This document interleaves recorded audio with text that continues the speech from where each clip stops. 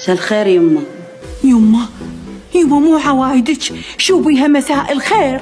يا لا والوعدي والله لا والوعد، هاي هم ثقيلة عليك، قولي مساء النور وفضيها. خايبة أول تالي بطلنا حكاية وطلعت بالغلط. ها